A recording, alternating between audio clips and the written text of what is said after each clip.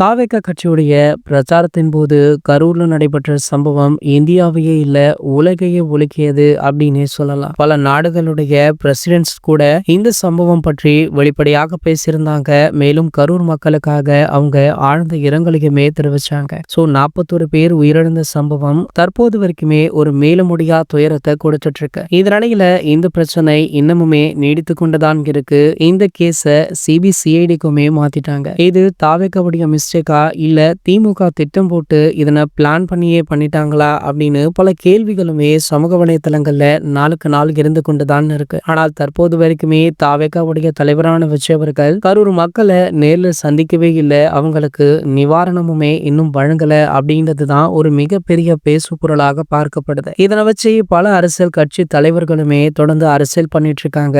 அதுல மிக முக்கியமாக பார்க்கப்படுவது அதிமுக மற்றும் சீமானவர்களுடைய கட்சி தான். சீமானவர்கள் நாளுக்கு நாள் தளபதி விஜய் அவர்களை பற்றி பேசாமல் இருந்ததே இல்லை அப்படின்றது போல அவர் மைக்கப்படுத்தாலே தாவேகா பற்றி தான் பேசிக் கொண்டிருக்கார். இந்த வேலையில பாத்தீங்கன்னா தற்போது கரூர் மக்களை தளபதி விஜய் அவர்களுடைய மகனான ஜேசன் சஞ்சய் அவர்கள் நேர்ல சந்திக்க இருக்காரா. தளபதி விஜய் அவர்களுக்கு கரூர் செல்ல இன்னமுமே அனுமதி கிடைக்கவில்லை அப்படின்ற தகவல் வைரலா போயிட்டு இருக்கு. இதற்கு மத்தியில தற்போது ஜேசன் அவர்கள் கரூர் செல்ல உள்ளது பலருக்குமே அதிர்ச்சியை கொடுத்திருக்கு. ஜேசன் அவர்கள் பாத்தீங்கன்னா அவளுடைய முதல் திரைப்படத்தை தற்போது டைரக்ஷன் பண்ணிட்டு இருக்கார். அந்த படப்பிடிப்பு கிட்டத்தட்ட முடிவடையும் தருவாயில இருக்கு. இதற்கு மத்தியில தற்போது ஜேசன் அவர்கள் கரூர் செல்ல உள்ள விஷயம் பலருக்குமே அதிர்ச்சியை கொடுத்திருக்கு. இது போன்ற செய்திகளை பற்றி நீங்க உடனே தெரிஞ்சுக்க நம்மளுடைய சேனலை மறக்காம சப்ஸ்கிரைப் பண்ணிக்கோங்க.